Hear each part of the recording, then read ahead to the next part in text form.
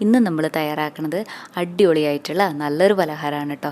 ഇത് തയ്യാറാക്കാനും നല്ല എളുപ്പമാണ്, അതുപോലെ തന്നെ കഴിക്കാനും നല്ല ടേസ്റ്റ് തന്നെയാണ്. അപ്പോൾ നമുക്ക് എങ്ങനെയാണ് ഇത് തയ്യാറാക്കുന്നതെന്ന് നോക്കാം. ഇതിനായിട്ട് ഒരു പാനിലേക്ക് 1 ടീസ്പൂൺ നെയ്യാണ് ഒഴിച്ച് കൊടുക്കുന്നത്. നെയ്യുടെ ടേസ്റ്റൊക്കെ നല്ല ഇഷ്ടമാണെങ്കിൽ കുറച്ച് കൂടുതലായിട്ട് ചേർത്തോളൂ.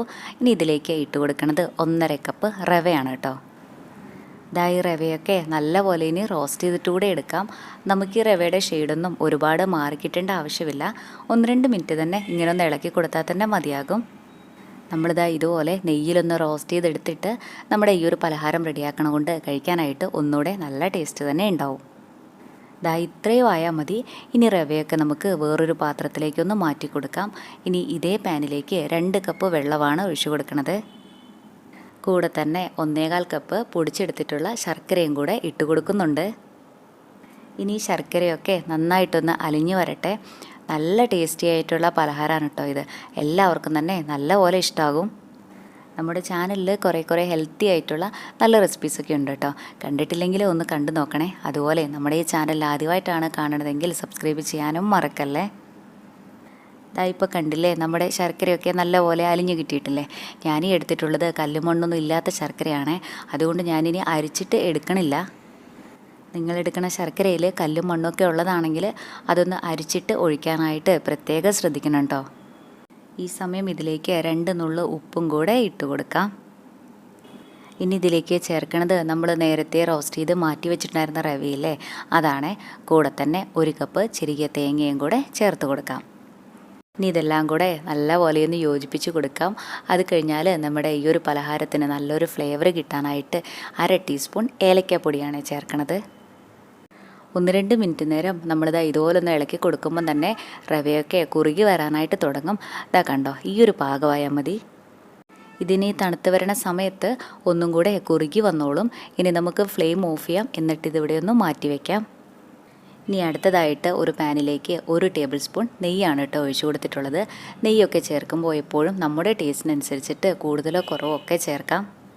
ഇനി ഇതിലേക്ക് ചേർക്കണത് 1/4 കപ്പ് തേങ്ങാക്കൊത്താണ്. ഈ തേങ്ങാക്കൊത്തിനും അങ്ങനെ പ്രത്യേകിച്ച് അളവൊന്നുമില്ല. ഇതൊക്കെ നമ്മുടെ ഇഷ്ടത്തിന് എത്ര വേണേലും ചേർക്കാം. ഇനി തേങ്ങാക്കൊത്തും നമുക്ക് നല്ലപോലെ ഒന്ന് റോസ്റ്റ് ചെയ്തിട്ടെടുക്കാം. ഇനി തേങ്ങാക്കൊത്തിൻ്റെ ഷെയ്ഡൊക്കെ ചെറുതായിട്ടൊന്ന് മാറി വരണ സമയത്ത് നമുക്കിത് നെയ്യിൽ നിന്ന് കോരി മാറ്റാം. ഇനിയിപ്പോൾ നിങ്ങൾക്ക് തേങ്ങാക്കൊത്തൊക്കെ ബ്രൗൺ ഷെയ്ഡായിട്ട് എടുക്കുന്നതാണ് ഇഷ്ടമെങ്കിൽ അങ്ങനെ ചെയ്തോളൂ. അങ്ങനെ ചെയ്താലും കുഴപ്പമൊന്നുമില്ല. ഇനി പാനിൻ്റെ നടുവിലായിട്ട് ചെറിയൊരു ഗ്ലാസ്സിൽ വെള്ളം കൂടി എടുത്തിട്ട് വെച്ച് കൊടുക്കാം. കണ്ടോ, ഇതുപോലെ. ഈ സമയം ലോ ഫ്ലെയിമിൽ വെക്കാനായിട്ട് പ്രത്യേകം ശ്രദ്ധിക്കണം കേട്ടോ.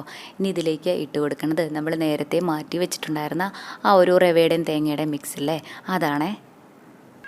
ഈ മിക്സ് ഗ്ലാസ്സിന് ചുറ്റിനുമായിട്ട് ഇതുപോലെ ഒന്ന് ഇട്ട് കൊടുത്ത് കഴിഞ്ഞാൽ ഇനി ഒരു സ്പൂൺ വെച്ചിട്ട് നല്ലപോലെ ഇതൊന്ന് ലെവൽ ചെയ്ത് കൊടുക്കുകയും കൂടെ ചെയ്യാം. നമ്മുടെ ഈ ഒരു സ്വീറ്റ് വെന്ത് വരണ സമയത്ത് ഇതിൻ്റെ മുകൾ ഭാഗം കൂടെ നല്ലപോലെ ഒന്ന് വെന്ത് കിട്ടാനായിട്ടാണ് കേട്ടോ നമ്മളിതുപോലെ ഗ്ലാസ്സിൽ വെള്ളം ഒഴിച്ചിട്ട് വെക്കണത്. ഇത് നല്ലപോലെ ഒന്ന് ലെവൽ ചെയ്ത് കൊടുത്തു കഴിഞ്ഞാൽ ഇതിൻ്റെ മുകളിലായിട്ട് നമ്മൾ നേരത്തെ റോസ്റ്റ് ചെയ്ത് മാറ്റി വെച്ചിട്ടുണ്ടായിരുന്ന തേങ്ങാക്കൊത്തില്ലേ, അതാണ് കേട്ടോ ഇട്ട് കൊടുക്കണത്. ഇനി ഇത് മൂടി വെച്ച് നല്ലപോലെ ഒന്ന് വേവിച്ചിട്ടെടുക്കാം. ലോ ഫ്ലെയിമിൽ വെക്കാനായിട്ട് മറക്കല്ലേ. ഹൈ ഫ്ലെയിമിലൊക്കെ ഇട്ട് കഴിഞ്ഞാൽ പെട്ടെന്ന് തന്നെ ഇത് കരിഞ്ഞു പോകും. 15 മിനിറ്റൊക്കെ ആകുമ്പോൾ തന്നെ നമുക്കിത് നല്ലപോലെ വെന്ത് കിട്ടിയിട്ടുണ്ടാവും. നമ്മുടെ ഈ ഒരു പലഹാരത്തിൻ്റെ കട്ടിയൊക്കെ അനുസരിച്ചിട്ട് ഈ ഒരു സമയത്തിലൊക്കെ വ്യത്യാസം വരാം. ഞാനിത് വെച്ചിട്ട് 15 മിനിറ്റായി. അപ്പോഴേക്കും തന്നെ കണ്ടോ, നമുക്കിത് നന്നായി തന്നെ വെന്ത് കിട്ടിയിട്ടുണ്ട്. ഇത് നമുക്കിനി ഇങ്ങനെ തന്നെയും കഴിക്കാം, അല്ലെങ്കിൽ ഇതിൻ്റെ മുകൾ ഭാഗം ചെറുതായിട്ടൊന്ന് മൊരിയിച്ചെടുത്തിട്ടും കഴിക്കാം. നമ്മൾ ഒന്നും കൂടെ മൊരിയിച്ചെടുത്തിട്ട് കഴിക്കുമ്പോഴാണ് കേട്ടോ ഒന്നും കൂടെ നല്ല ടേസ്റ്റ് ഉണ്ടാവുക. ഇത് നല്ല സോഫ്റ്റാണ് കേട്ടോ. നമ്മളിപ്പോൾ ഇതെടുത്തിട്ട് മറിച്ചിടാനൊക്കെ നോക്കിക്കഴിഞ്ഞാൽ പൊട്ടിപ്പോവാനായിട്ടുള്ള ചാൻസൊക്കെ ഉണ്ട്. അതുകൊണ്ട് കണ്ടോ, ഇതുപോലൊരു തവയിലേക്ക് നമുക്കിത് കമഴ്ത്തിയിട്ടെടുക്കാം. ഈ തവയിലും കുറച്ച് നെയ്യൊന്ന് തൂത്ത് കൊടുക്കണേ. ഞാൻ ചെറുതായിട്ട് മാത്രമേ ഇത് മൊരിയിച്ചിട്ട് എടുക്കണുള്ളൂ. 2 മിനിറ്റ് നേരം മാത്രമേ കേട്ടോ ഇങ്ങനെ വെച്ച് കൊടുക്കണുള്ളൂ. നിങ്ങൾക്ക് നല്ലപോലെ മൊരിഞ്ഞിട്ടാണ് ഇഷ്ടമെങ്കിൽ കുറച്ച് കൂടുതൽ സമയം വെച്ചോളൂ. ഇത്രയും മതി. ഇനി നമുക്ക് ഫ്ലെയിം ഓഫ് ചെയ്യാം. എന്നിട്ടിത് വേറൊരു പാത്രത്തിലേക്ക് മാറ്റാം.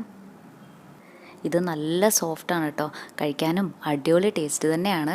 നമ്മുടെയൊക്കെ വീട്ടിൽ എപ്പോഴും ഉണ്ടാകുന്ന കുഞ്ഞു കുഞ്ഞു ചേരുവകൾ മാത്രം പോരെ ഇത് തയ്യാറാക്കാനായിട്ട്. ഇഷ്ടമായി കഴിഞ്ഞാൽ ഒരു തവണയിലും ഇങ്ങനെയൊന്ന് തയ്യാറാക്കി നോക്കണേ. എന്നിട്ട് അഭിപ്രായം പറയാനും മറക്കല്ലേ കേട്ടോ. താങ്ക്